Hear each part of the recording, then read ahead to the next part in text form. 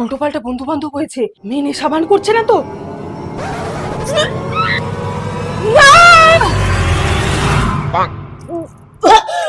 মনে হয় গ্যাস হয়ে গেছিল।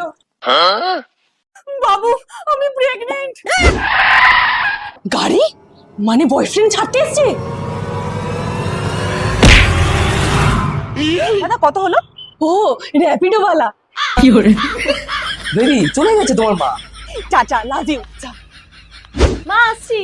এত সেজে গুজে যাচ্ছে, মনে হয় একটা বয়ফ্রেন্ড জুটিয়েছে।